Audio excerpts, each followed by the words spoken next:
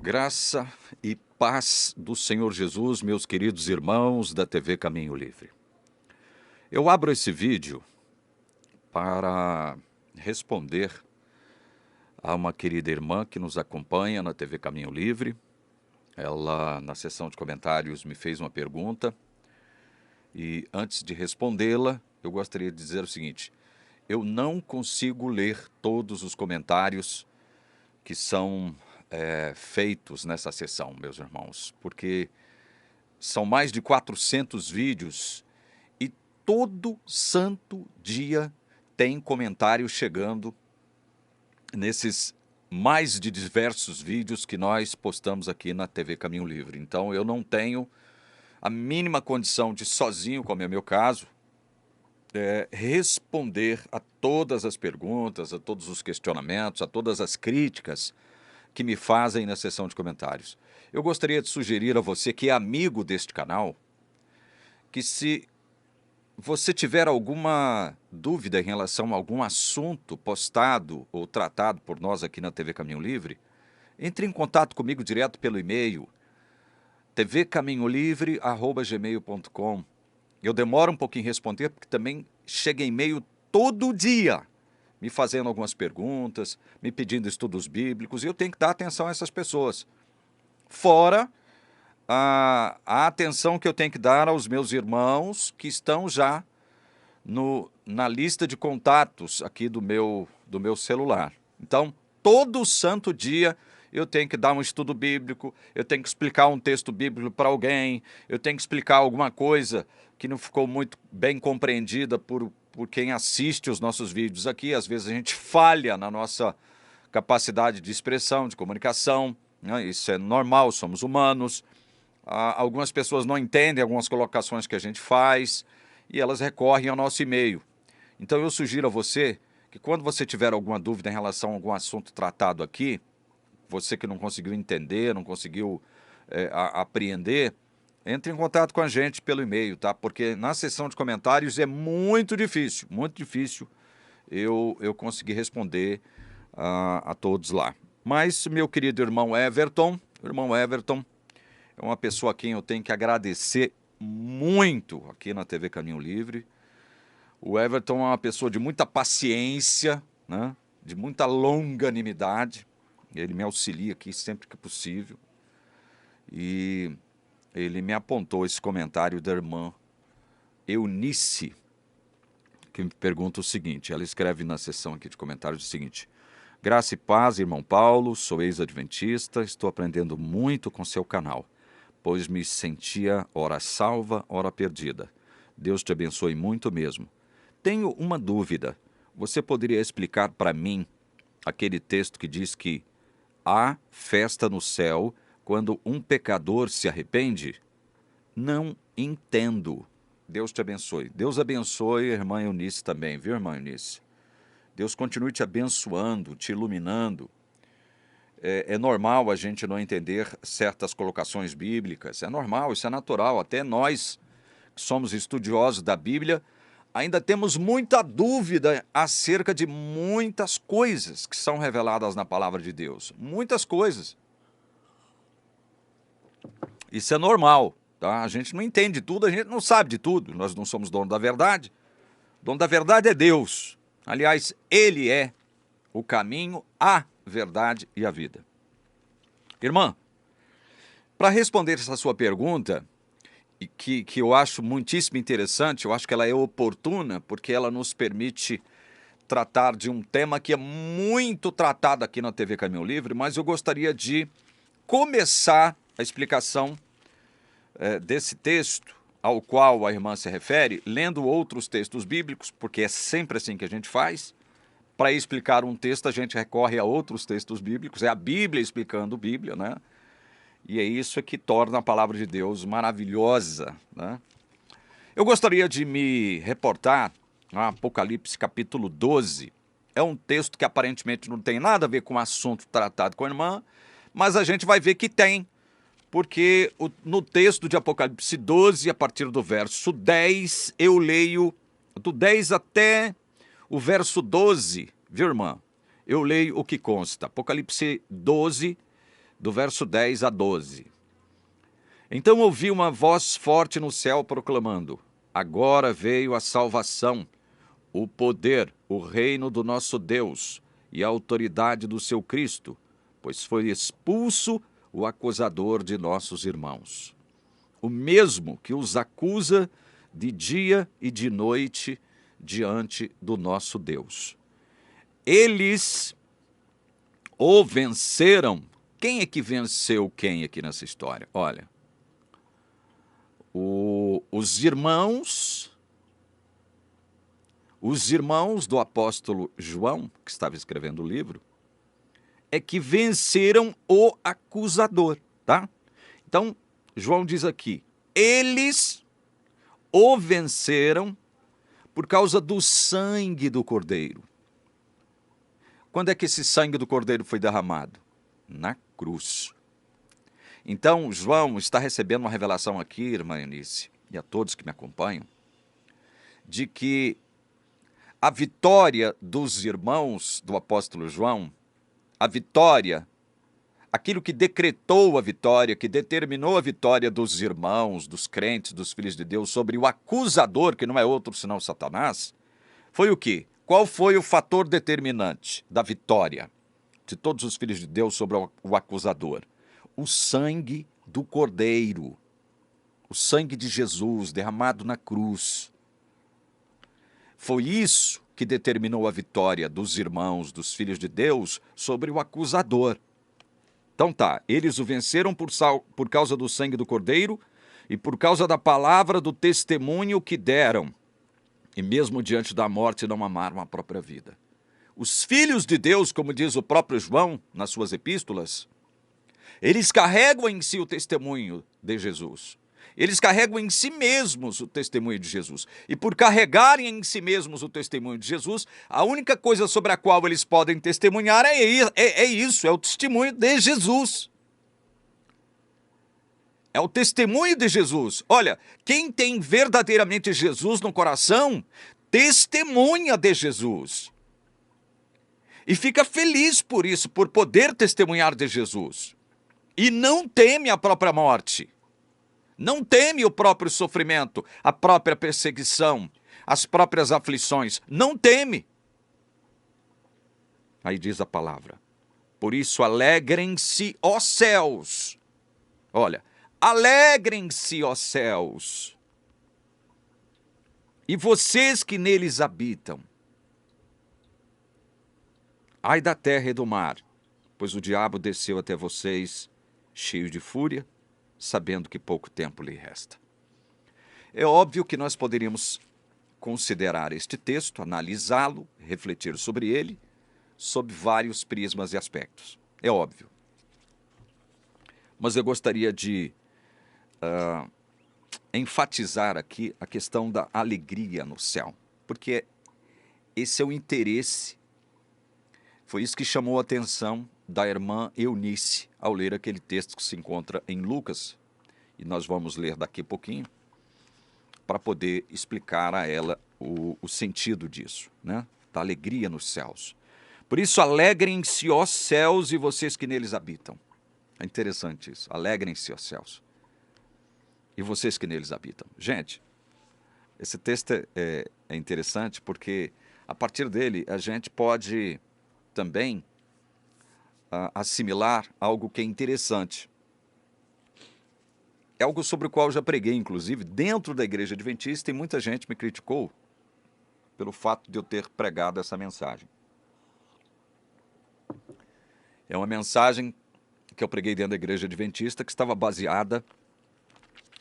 Eu não me lembro mais exatamente, eu me lembro do livro, mas não me lembro exatamente do capítulo e do versículo. É um texto que está me ocorrendo exatamente agora, que está em Sofonias. Deixa eu ver se eu acho aqui, para poder explicar para vocês, especialmente para a irmã Eunice, essa questão da alegria no céu, né? Alegria nos céus, alegrem-se, ó céus. Né? Haverá alegria no céu, né? Porque não é uma mensagem muito pregada. Você não ouve muita gente falando da alegria nos céus, né? Achei o livro, vamos ver se eu encontro o versículo aqui. É Sofonias capítulo 3, se não me engano. Vamos ver se eu consigo achar o versículo sobre o qual... eu achei. Achei o texto. Sofonias capítulo 3, versículo 17. Uma vez dentro da igreja, num sábado de manhã, fiz um sermão baseado nesse texto aqui de Sofonias 3,17. O Senhor, seu Deus, está no meio de você, poderoso para salvar. Ele ficará muito contente com você. Ele a renovará no seu amor e se encherá de júbilo por causa de você.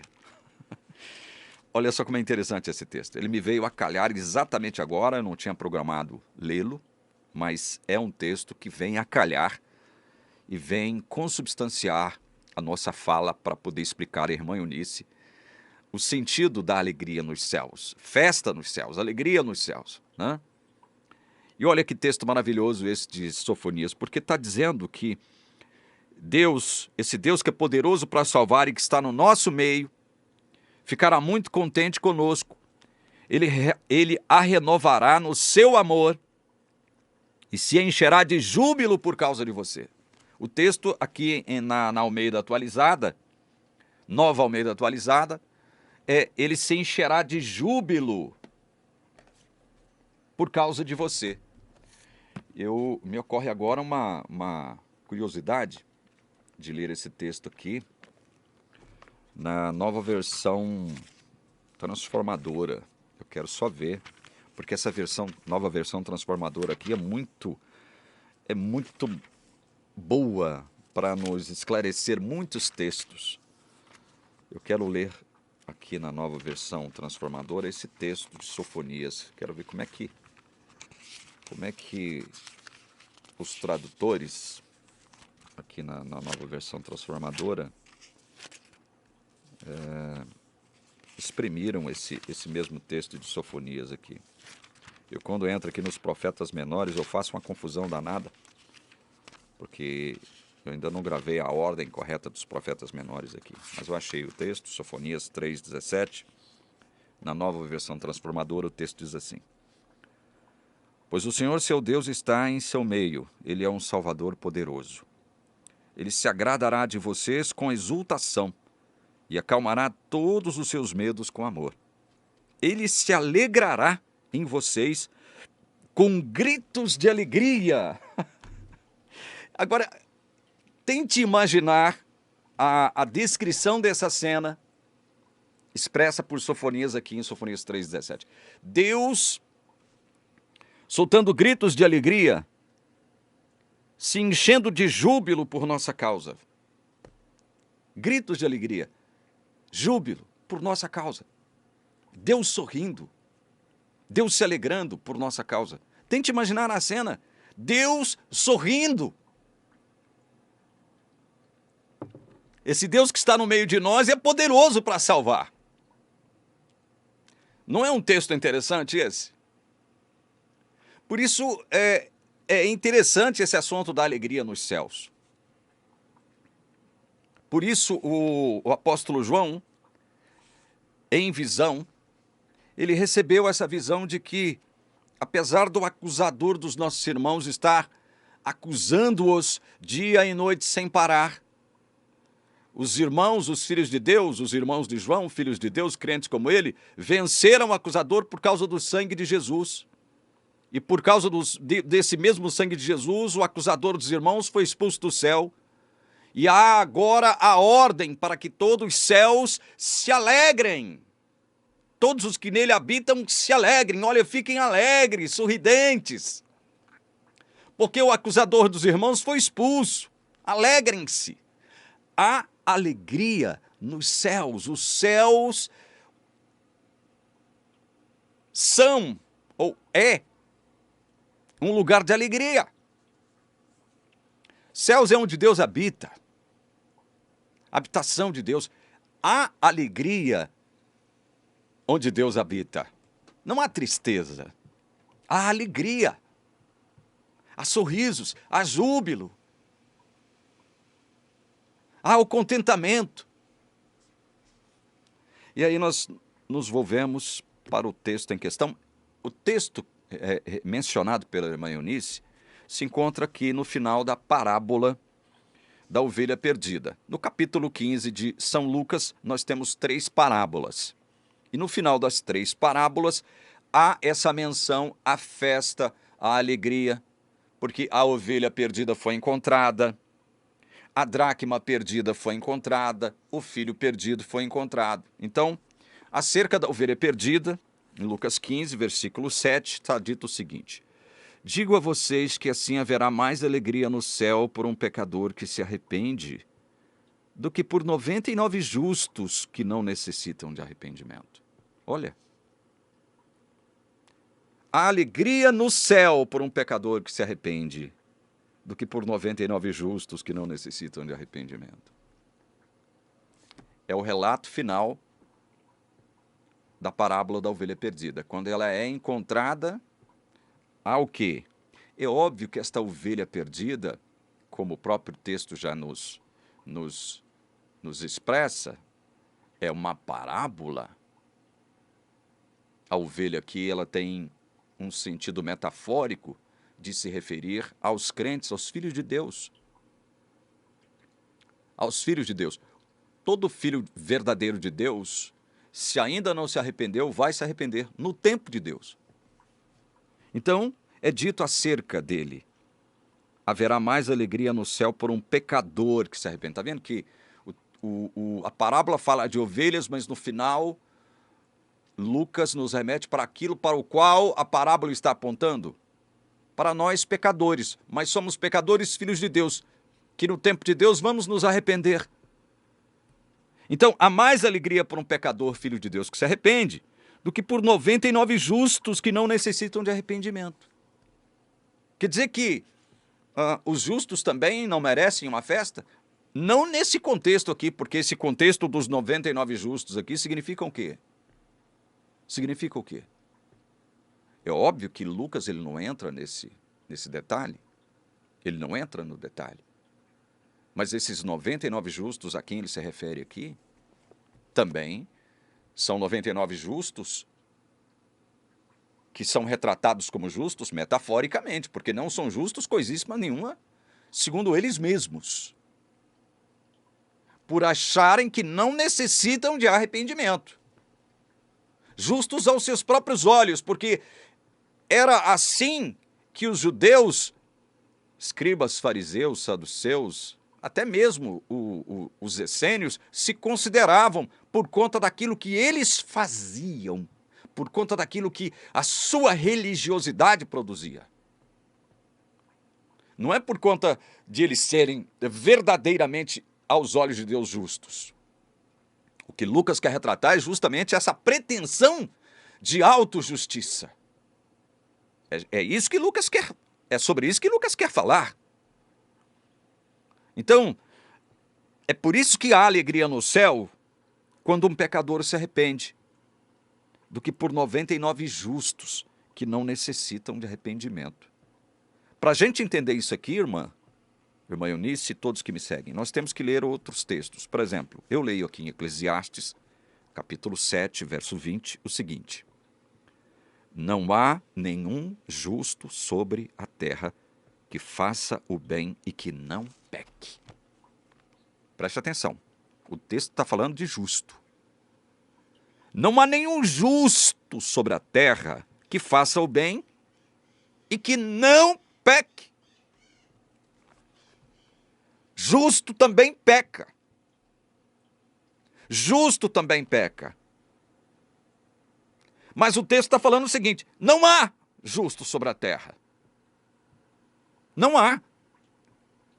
Não há justo do ponto de vista humano, irmã Eunice e todos que me seguem. Não há justo sobre a terra do aspecto humano, ou seja, nenhum ser humano tem a capacidade inerente em si mesmo de se tornar justo. De se tornar justo. De se tornar uma pessoa verdadeiramente justa por si mesma. Por isso é que Paulo, em Romanos capítulo 3, verso 10, vai corroborando Eclesiastes, corroborando o rei Salomão, Paulo diz assim em Romanos capítulo 3, verso 10. Como está escrito, não há justo nenhum sequer. Está vendo, irmão Eunice?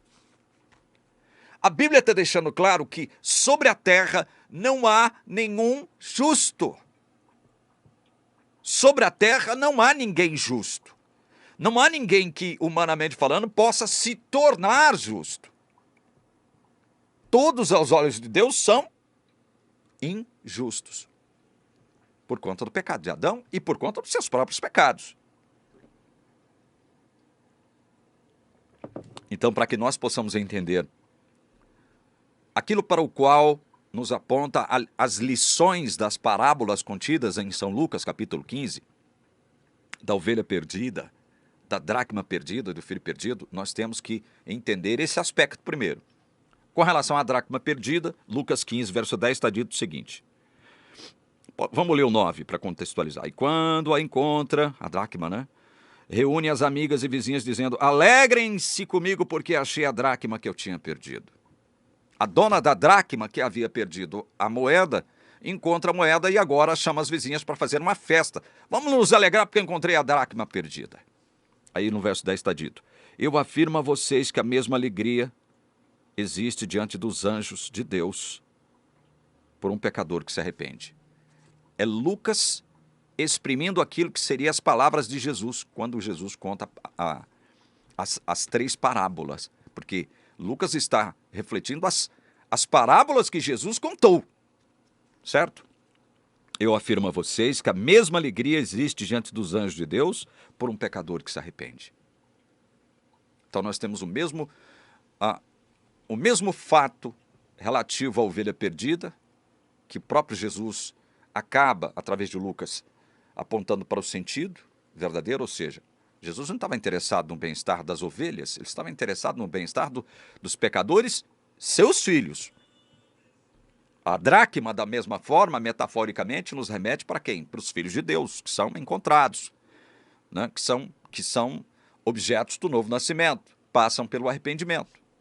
E em relação ao filho perdido, nós não precisamos ler também a parábola, ela é de conhecimento público. Aqui no verso 32, no final de tudo, o pai daquele filho que havia perdido, o filho pródigo, ele diz o seguinte para o filho mais velho. Mas era preciso festejar e alegrar-se, porque este seu irmão estava morto e reviveu. Olha, escute isso aqui.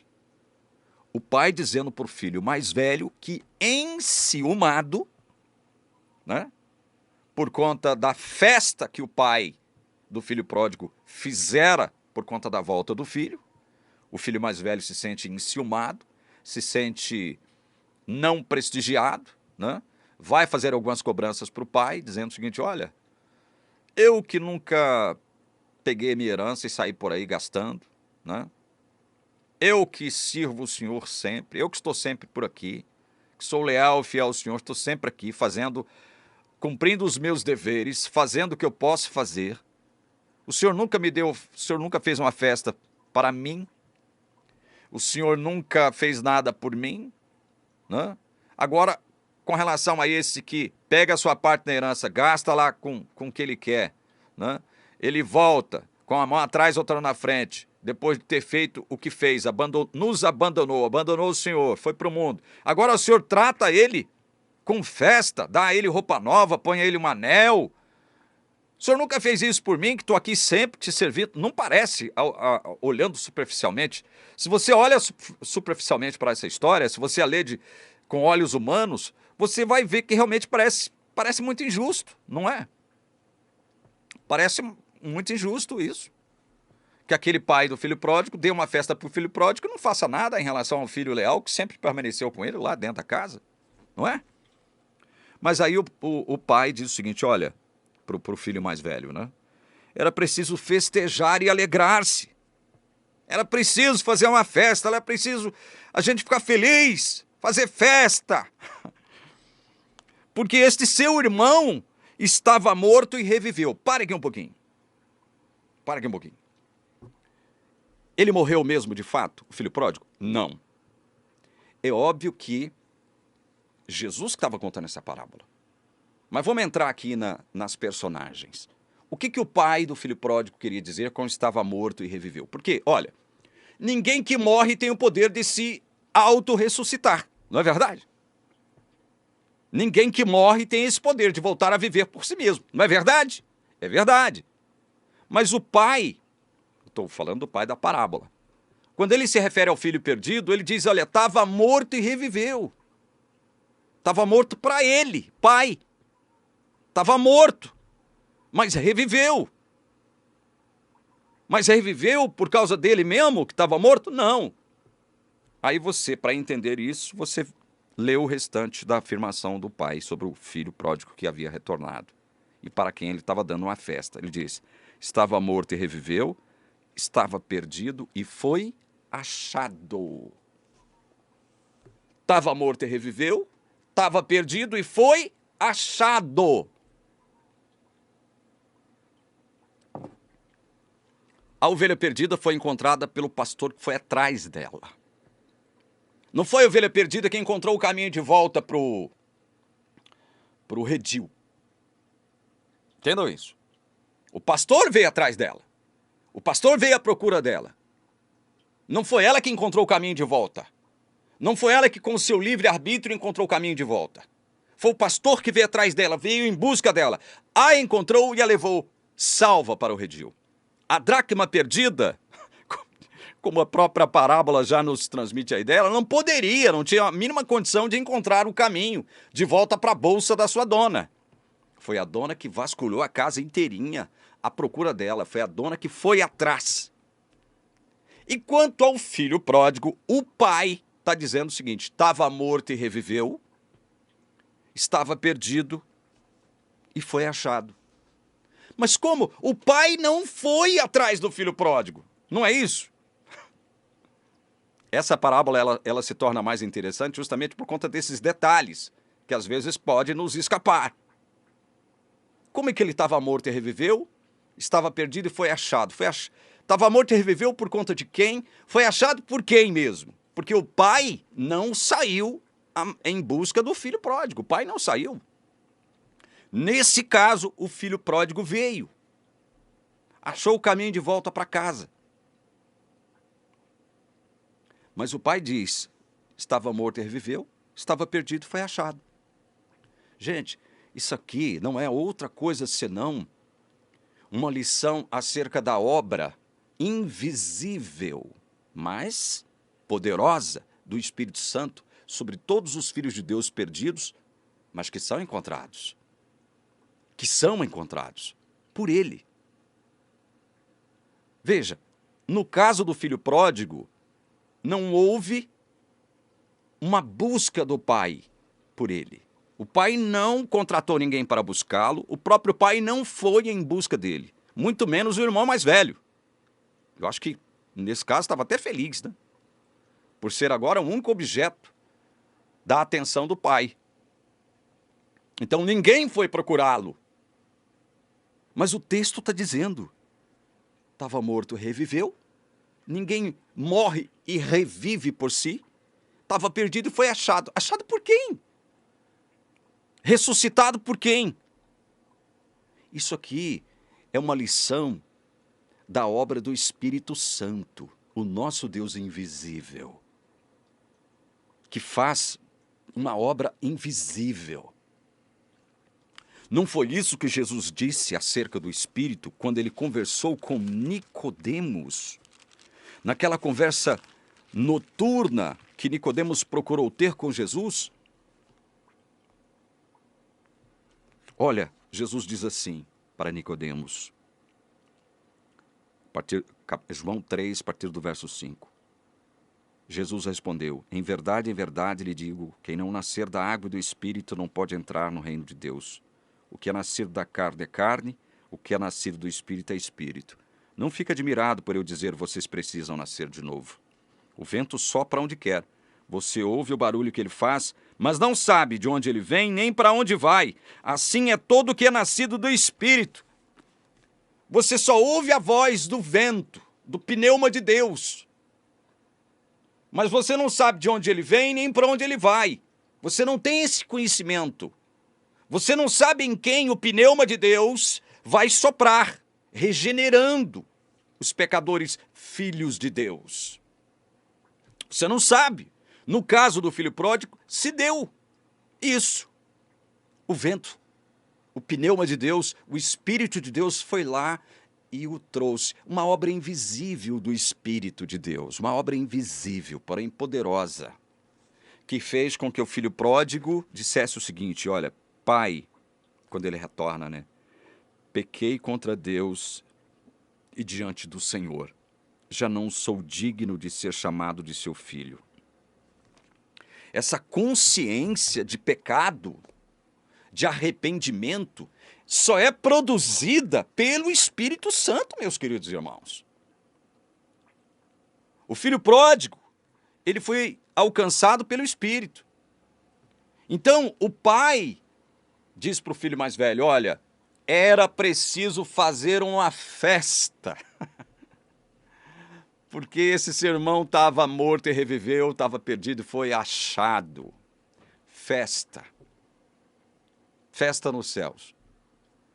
Então, fiquemos por aqui, com essa ideia de que o céu é um lugar de alegria. Muita gente tem uma ideia errônea de céu, né? Muita gente. Mas o céu é um lugar de alegria. E o nosso Deus é um Deus que gritará de alegria, se rejubilará com seus filhos salvos. Os anjos eleitos, sobre os quais Paulo fala, anjos eleitos, são aqueles que não caíram. Se regozijarão por conta dessa multidão de salvos que Deus veio salvar. Então, irmão Eunice, encerrando a explicação desse texto, elencado pela irmã, eu digo o seguinte: há festa no céu, porque o planeta todo mundo estava condenado à perdição, à morte eterna por conta do pecado de Adão. Mas haverá festa nos céus, porque o evangelho criado por Deus, o evangelho eterno, ele se concretizará quando Deus reunir todos os seus salvos, primeiro nos céus. Nós vamos participar de um banquete nos céus, para que depois nós possamos voltar para a terra, porque é na terra que nós vamos morar com Deus. Os justos herdarão a terra, os mansos herdarão a terra. Seremos guiados pelo próprio Deus, porque Deus vai mudar de endereço por nossa causa. Esse Deus que se alegra conosco, esse Deus que festeja conosco, cuja primeira atitude para conosco será o quê? Festejar conosco. Ele vai se banquetear conosco. Não é uma mensagem, não é uma boa nova isso? Pois é isso que a Bíblia está deixando claro para a gente aqui. Alegrem-se os céus. Porque os irmãos de João, o apóstolo, venceram o acusador. Por que o acusador os acusava de dia e de noite? Porque eles são injustos. E para o acusador, um injusto não pode ir para o céu. Mas aí o que Deus fez? Ele pega essa injustiça de todos os seus filhos, a quem ele vai salvar, coloca sobre Jesus e atribui a justiça de Jesus em todos nós que seremos salvos por ele. É por isso que os irmãos de João, o apóstolo, venceram o acusador pelo sangue de Jesus. Porque essa justiça nos foi atribuída, a justiça do sangue do Cordeiro nos foi atribuída. Por isso que Paulo diz aqui: justificados, pois, mediante a fé, temos paz com Deus por meio de nosso Senhor Jesus Cristo. Fomos justificados por meio da fé, por meio do nosso Senhor Jesus Cristo. É só mediante a fé em Jesus Cristo que nós temos paz com Deus. É por isso que Deus se alegra conosco. Temos paz e alegria em Deus, e Deus tem paz e alegria para conosco. É por isso que Paulo diz isso. Agora, pois, já não existe nenhuma condenação para os que estão em Cristo Jesus. É por isso que os irmãos do apóstolo João, lá no Apocalipse 12, vencem o acusador, por causa do sangue do Cordeiro. É o sangue do Cordeiro que determina a nossa vitória. Não são as nossas realizações religiosas. Não é por nossa guarda, suposta guarda do sábado. Não é porque eu não como carne de porco, não tomo café. Não é porque eu sou obediente a um regime alimentar saudável, a um regime alimentar kosher. Não é porque eu vou à igreja regularmente, não é porque eu devolvo dízimo regularmente, fielmente, não é porque o meu nome está no hall de membros da minha igreja, não é porque eu guardo o domingo, não é porque eu sou bom pregador, não é porque eu faço cura, milagres, falo línguas, expulso demônios. Não é por isso que Deus se alegra comigo e irá fazer festa nos céus por minha causa. Não é por isso, por nada disso. É porque a justiça do seu Filho me foi atribuída e agora podemos agora habitar com Deus. Vencemos o acusador, o nosso acusador, pelo sangue do Cordeiro. Por isso Deus se alegra conosco, porque agora Ele é justo e justificador de todos nós. Ele é justo, Ele continua sendo justo e justificador de todos nós. É isso que Paulo diz. Espero que você possa ter entendido, irmã Eunice, todos esses que assistiram esse vídeo até aqui, o sentido da alegria nos céus. Encerrando mesmo de verdade, eu digo o seguinte: estamos passando por um período triste aqui no Brasil, angústia, ansiedade, né? Estamos na iminência, eu estou gravando esse vídeo no dia 28 de dezembro de 2022. Estamos aqui na iminência, né, de vermos algo acontecer. Esperamos que algo de bom aconteça com o nosso país. Nós, filhos de Deus verdadeiros, não esperamos ver o ladrão de 9 dedos, juntamente com a sua corja de bandidos e criminosos, assumir o poder no dia 1º de janeiro próximo. Nós não queremos ver isso. Por isso estamos ansiosos, muitos de nós angustiados, muitos já perderam a esperança. Mas eu digo a vocês que eu estou confiante. Eu digo a vocês que estou muito confiante de que algo bom vai acontecer. Eu pressinto que algo bom vai acontecer. Eu pressinto que algo bom está a caminho. Ele prometeu morada lá no céu. Meu irmão, logo vai acontecer. Lembram-se dessa música? Eu cantei muito quando eu participava no quarteto na Igreja Adventista. Bons tempos aqueles. Que Deus abençoe você, em nome do Senhor Jesus. Amém. Que Deus abençoe nosso país, em nome de Jesus. Amém.